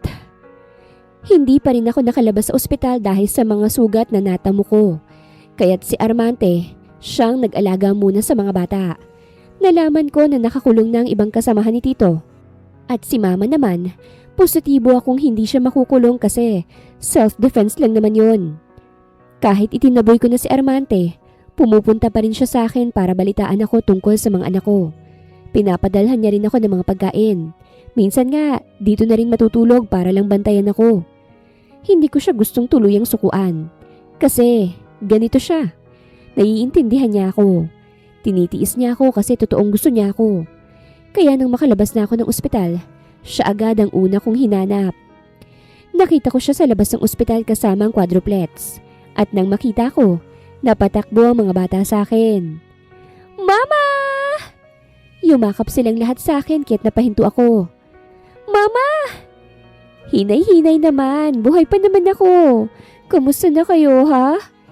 Inalagaan kami ni Daddy at ng mama niya na umaway sa'yo. Mabait naman pala, Mama. Ani Tres. Umawang ang aking labi. Talaga ba? Opo. Tapos nagsorry din siya sa amin. Nakalapit na si Armante sa akin. Armante, tawag ko sa kanya. Pwede na ba tayong umuwi? Tumango ako. Oo. Naroon sa bahay ko si Mama. Gusto kanya makausap. Sana, paunlakan mo siya. Nadala lang siya ng emosyon niya noon. O sige, kakausapin ko. Masinsino nang naging usapan namin ng ina ni Armante nang makauwi ako. Halos umiyak siya sa harapan ko kasi nagsisisi siya sa sinabi niya at hiyang-hiya. Nasabi lang naman niya yon kasi akala niya pineperahan ko lang ang anak niya. Nasabi niya lang yon kasi gusto niya ng the best para kay Armante. Kasi panganay ito at marami nang naisakripisyo para sa pamilya. Hindi naman bato ang puso ko para baliwalain ang paghingi niya ng sorry, lalo na't sincero naman ito. Nagsorry rin ako sa inasal ko sa araw na iyon. Gusto kong ayusin ang lahat dahil mahal ko naman si Armante. Gusto ko na maging payapa ang pagsasama namin. Kaya kinoconsider ko ang lahat at ayaw ko nang magtanim ng galit. Kaya napatawad ko ang ginawa ng kanyang ina. Pero bukod sa kanya, may isang tao rin na nanghihingi ng tawad sa akin. Nang bisitahin ko siya sa presinto, umiiyak siya at nagmamakaawa na lapitan siya. "Huwag ka mag-alala, makakalabas ka naman sa kulungan." Ani ko kay mama. "Niligtas mo ko, hindi ko hahayaang makulong ka." Lumuha siya lalo. "I'm sorry anak. Sinubukan ko naman siyang pigilan na huwag ka nang guluhin eh. Alam ko kung ano ang narating mo ngunit hindi ko sinabi yun sa asawa ko. Kasi alam ko kung anong gagawin niya." "Minahal mo ba talaga ako?" Tanong ko bigla. Gusto ko lang malaman. Lumuha siyang lalo. Oo naman anak. Hindi ko lang yun ipakita sa'yo kasi nauunahan ako ng galit palagi. Pero mahal kita. Kaya hindi kita hinanap noong pinalayas ka ng asawa ko eh. Kasi mas mabuting umalis ka na lang din sa poder namin. Para hindi maging miserable ang buhay mo. Hindi naman ako naging mabuting ina mo. But I'm willing to die and kill just for you, anak. Yun na lang ang pabawi ko sa'yo kahit papano. May magandang mayambag naman ako sa buhay mo. Hindi ko maramdaman ang luha ko kasi matagal nang bato ang puso ko kay mama. Pero naramdaman ko ang pagsikip ng puso ko. Hindi ko magawang yakapin si mama dahil nasa loob siya ng selda. Pero nangako ako na bibigyan ko siya ng panibagong buhay at ilalabas siya sa kulungan. Which I did. Hindi siya nagtagal sa seldang iyon at nakalabas din dahil may ebidensya rin naman kung bakit niya nabaril ang asawa niya. Binigyan ko siya ng pera at inalok pa na sumama sa akin. Pero gusto niyang umalis. At mas gusto na wag akong guluhin pa na siyang hindi ko naman pinigilan. "I'm so proud of you." Ani Armante matapos naming malampasan ang lahat ng problema. Ipinagpatuloy namin ang aming relasyon. Hindi ako nagsisi na tanggapin siya ulit dahil pinagaan niya ang buhay ko. Ngayong tapos na ang problema ko, nakakahinga na ako ng maluwag sa bisig niya. "Gusto na kitang pakasalan, Rosalia." Ani Armante sabay kuha sa kamay ko. "Handa ka bang magpakasal?" Nagkatinginan kami. "Handa ka na bang maging asawa ko?" Hindi ka ba nagbibiro?" "Bakit naman ako magbibiro? Sinabi ko naman noong una pa na naghahanap ako ng mapapangasawa. At ikaw? Ikaw ang napili ko, Rosalia." "Papayag ako na magpakasal sa'yo, pero may kondisyon." Napaayo siya sa kanyang posisyon. "Anong kondisyon?" "Bawal palitan ng apelido ng mga anak ko. Para to sa kliyente kong si Arnaldo de Jesus. Para kahit wala na siya, yung mga anak niya magpapatuloy sa lahi niyang naputol." "Oo naman, basta ang apelido mo, papalitan ko." May nilabas siya mula sa bulsa niya at singsing ito. Kuminang to sa harapan ko kaya't napasinghap ako. Singsing to na nagmula pa sa mga ninuno. Pinasa-pasa sa bawat mapapangasawa ng panganay na anak. "Ngayong ikaw ang pakakasalan ko, isusuot ko ito sa daliri mo." At tinitingnan ko siyang isinusuot sa daliri ko ang singsing na saktong-sakto sa akin. "Ang ganda. Fiancé na kita." Anya at nagnakaw ng halik sa akin. Napanguso ako. "Oo, at magiging asawa mo rin." "Hindi mo na kailangang mag-hire pa ng daddy." Akmang ilalapit sana niya sa akin ang labi para halikan ako. Nang bumukas ang pinto ng aming kwarto at iniluwa roon ang quadruplets. Hiyang-hiya ako sa posisyon namin ngayon. Anak, bakit kayo nandito?" "Dito kami matutulog, Mama, Daddy." Ani Tres. At nagpaligsahan silang tumalon sa kama at tumabi sa amin. Napakamot na lamang sa ulo si Armante pero niyakap ang mga anak ko. Napangiti ako at dinama ang kanilang yakap. Alam kong magiging masaya at maganda ang magiging buhay asawa ko dahil si Armante ang magiging asawa ko at daddy ng mga anak ko. At sa pagtanggap ko pa lang sa buhay niya, alam ko na kami na habang buhay. Wakas.